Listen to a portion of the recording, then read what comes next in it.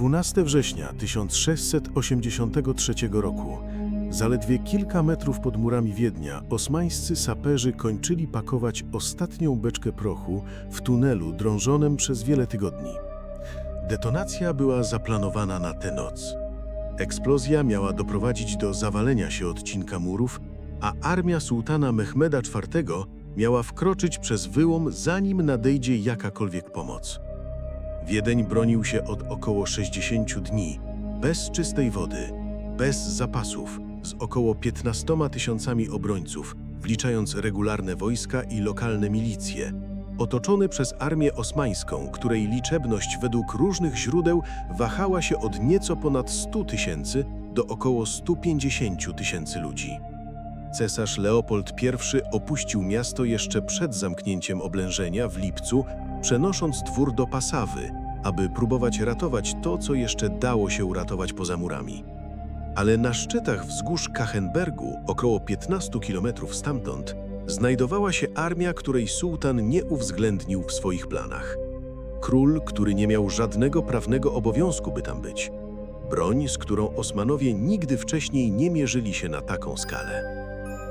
To, co wydarzyło się na tamtym polu, uratowało Wiedeń, powstrzymało osmańską ekspansję w Europie Środkowej i zmieniło historię kontynentu. A kraje, które zostały uratowane, wolały nie pamiętać imienia tego, który tego dokonał. Aby zrozumieć, o co toczyła się gra we wrześniu 1683 roku, trzeba pojąć, dlaczego Wiedeń nie był tylko zwykłym miastem. Był on w praktyce polityczną stolicą Habsburgów i Świętego Cesarstwa Rzymskiego w Europie Środkowej, mozaiką setek chrześcijańskich księstw pod formalną władzą cesarza, bez względu na to, jak bardzo była ona rozdrobniona w rzeczywistości. Kto kontrolował Wiedeń, kontrolował szlaki prowadzące do Włoch, Niemiec i na północ kontynentu. Sułtani osmańscy wiedzieli o tym od ponad wieku. W 1529 roku Sulejman Wspaniały próbował już zdobyć miasto i poniósł klęskę w starciu z murami oraz pogodą. Mehmed IV, który nakazał nowe oblężenie w 1683 roku, widział w tej kampanii szansę na dokończenie tego, czego nie zdołał zrobić Sulejman, i przesunięcie granic imperium głębiej w głąb Europy. Wielki wezyl Kara Mustafa Pasza był architektem tej operacji. Posiadając niemal absolutną władzę nad armią osmańską, będąc kimś w rodzaju premiera z pełnymi uprawnieniami wojskowymi, zgromadził od 100 do 150 tysięcy ludzi, zależnie od źródła, i ruszył na Wiedeń latem 1683 roku. Miasto dysponowało około 15 tysiącami żołnierzy pod dowództwem hrabiego Ernsta Rüdigera von Starhemberga oraz wycieńczoną ludnością cywilną. Starhemberg nakazał zniszczenie zewnętrznych przedmieści, aby uniemożliwić Osmanom wykorzystanie domów i budynków jako osłonę dla artylerii i prac oblężniczych. Była to brutalna decyzja, ale militarnie słuszna, by pozbawić wroga schronienia. Leopold I opuścił miasto jeszcze przed zamknięciem pierścienia oblężenia, przenosząc dwór do Passawy, na terytorium dzisiejszych Niemiec. Decyzja ta była krytykowana, ale miała swoją strategiczną logikę. Poza miastem cesarz mógł negocjować sojusze, mobilizować zasoby i próbować ratować cesarstwo, zamiast zginąć w pułapce za murami. To właśnie z Passawy wysyłał prośby o pomoc do europejskich dworów. Większość odpowiedziała mglistymi obietnicami. Ludwik XIV, król Francji, zamiast wysłać posiłków, kontynuował swoją długoletnią politykę współpracy z portą osmańską i wykorzystywał zaangażowanie Habsburgów na wschodzie, by realizować własne interesy na zachodzie, naciskając na granice i pozycje cesarskie. Chrześcijański król wykorzystujący osmańską ofensywę przeciwko innemu chrześcijańskiemu królowi, podczas gdy trzeci przygotowywał się do ratowania oblężonego miasta. Tym trzecim królem był Jan III Sobieski, władca Rzeczypospolitej. Sobieski podpisał porozumienie z przekonania religijnego i politycznego, a także z powodu czegoś bardziej konkretnego. Wiedział, że jeśli Wiedeń upadnie, Rzeczpospolita prędzej czy później stanie się kolejną tarczą, która zostanie poddana próbie. Podczas gdy chrześcijańska koalicja maszerowała, pod murami Wiednia osmańscy saperzy zaczęli już drążyć tunele, które miały wysadzić umocnienia od środka. Jan III Sobieski nie znalazł się pod Wiedniem przez przypadek, a zrozumienie tego, kim był, jest kluczowe dla pojęcia wagi podjętej przez niego decyzji. Urodzony w 1629 roku w szlacheckiej rodzinie w Rzeczypospolitej, Sobieski budował swoją reputację wojskową w wojnach przeciwko Osmanom, Tatarom i Kozakom, które nękały wschodnie granice królestwa. W 1673 roku, 10 lat przed Wiedniem, dowodził polskim zwycięstwem w bitwie pod Chocimiem, bezpośrednim starciu z siłami osmańskimi, które dało mu wystarczający rozgłos, by w następnym roku zostać wybranym na króla. Kiedy w 1683 roku nadeszła prośba o pomoc od Leopolda I, Sobieski miał uzasadnione powody, by odmówić. Rzeczpospolita była wyczerpana dekadami konfliktów i powstań na granicach. Część polskiej szlachty, pod wpływem interesów handlowych i dyplomatycznych powiązanych z Francją, była otwarcie przeciwna kampanii. Tak zwani magnaci profrancuscy z nieufnością patrzyli na pomysł marszu z pomocą Habsburgom, historycznym rywalom Polski w regionie. Sobieski wyruszył pod Wiedeń z królestwem wewnętrznie podzielonym. Traktat warszawski, podpisany w marcu 1683 roku, sformalizował zobowiązanie: jeśli Wiedeń lub Kraków zostaną oblężone przez Osmanów, każda ze stron potraktuje atak na miasto drugiej strony jak atak na własną stolicę, ruszając z pomocą wszelkimi możliwymi siłami, przy czym koszty polskich wojsk na ziemiach cesarskich miał pokryć cesarz przy wsparciu papieża Innocenta XI. To jest ten szczegół, który wydaje się niemal biurokratyczny, linijka w traktacie podpisanym miesiące wcześniej, a który w praktyce oznaczał, że Sobieski był winien Wiedniowi tyle samo, co Krakowowi. Sobieski podjął dodatkowo decyzję, której nie wymagał żaden protokół. Nie tylko wyśle armię, ale osobiście stanie na jej czele, na pierwszej linii, u boku swoich rycerzy. Bronią, którą wybrał na decydujący moment, była husaria, polska ciężka kawaleria, która nie miała sobie równych w żadnej ówczesnej armii europejskiej. Husarze nosili kopie o długości do około 6 metrów, wykonane z lekkiego drewna i często puste w środku, aby zmniejszyć wagę bez utraty sztywności przy uderzeniu. Żadna osmańska formacja pikinierów nie była w stanie osiągnąć tej długości na czas, by powstrzymać szarżę przed uderzeniem. Skrzydła z piór, które towarzysze mieli przymocowane do zbroi lub siodła, których dokładna funkcja jest wciąż przedmiotem debat, od teorii o zastraszającym efekcie dźwiękowym po ochronę przed lassem, nadawały szarży charakterystyczną sylwetkę i według ówczesnych relacji wywoływały druzgocący efekt psychologiczny na wojskach, które nigdy wcześniej nie mierzyły się z tą formacją w otwartym polu. Na szczytach wzgórz Kahlenbergu, z Wiedniem widocznym na równinie poniżej, Sobieski zebrał koalicję na ostatnią naradę przed zejściem. Plan był skoordynowany. Siły cesarskie i niemieckie miały posuwać się środkiem i lewym skrzydłem, wiążąc przeciwnika, podczas gdy polska husaria i towarzysząca jej kawaleria miały wykonać decydującą szarżę prawym skrzydłem, z najwyższego punktu terenu, co nadałoby zjazdowi impet i prędkość. Szczegółem, który Mehmed IV i Kara Mustafa zlekceważyli, była właśnie ta kombinacja traktatu, terenu i osobistej decyzji. Odległy król, który potraktuje Wiedeń jak własną stolicę i który właśnie zamierzał przeprowadzić z tego wzgórza największą szarżę kawalerii, jaką widziała Europa. Bitwa rozpoczęła się przed świtem 12 września 1683 roku. Nie od kawalerii, lecz od piechoty i artylerii, wzdłuż zboczy Kahlenbergu, gdy siły koalicji schodziły w skoordynowanej formacji w stronę obozu osmańskiego. Kara Mustafa popełnił w tym momencie błąd, który zdefiniował wynik dnia. Zamiast skoncentrować wszystkie siły przeciwko koalicji schodzącej ze wzgórz, pozostawił znaczną część armii kontynuującą oblężeniem murów Wiednia, niechętnie rezygnując z pozycji oblężniczych i tuneli, których drążenie kosztowało miesiące pracy. Logika była zrozumiała.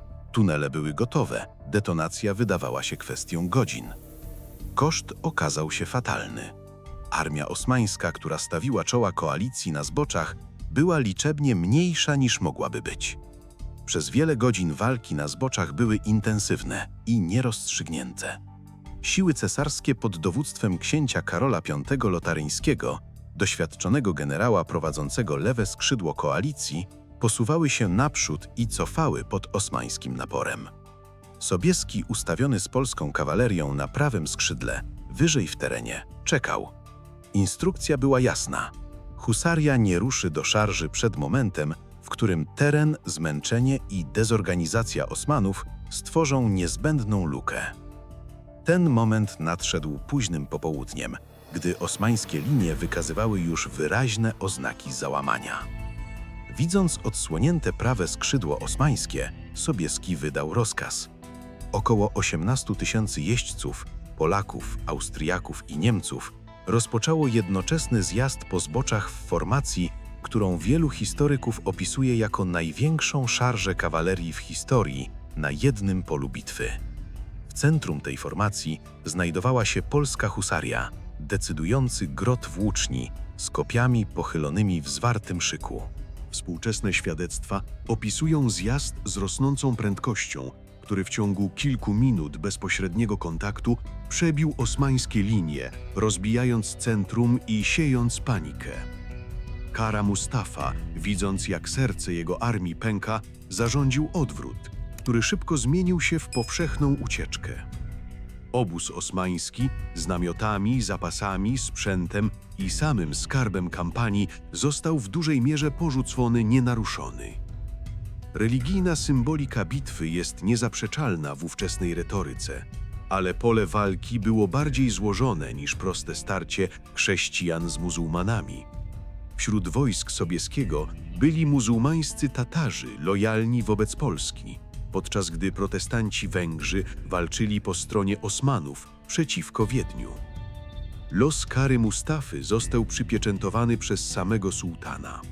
Po powrocie do Belgradu po klęsce został uduszony jedwabnym sznurem przez wysłanników Mehmeda IV.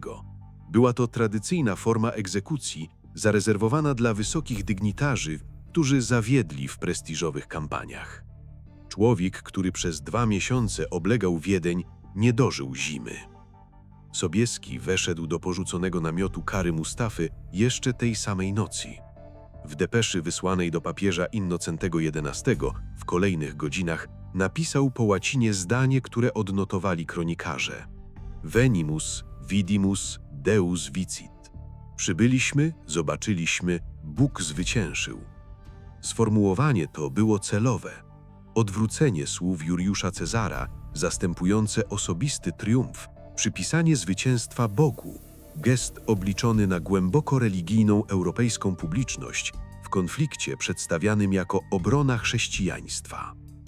Wiedeń nigdy więcej nie został zagrożony przez armię osmańską, a rok 1683 oznaczał początek długiego odwrotu Imperium Osmańskiego z Europy Środkowej, które w ciągu kilku lat straciło większość Węgier.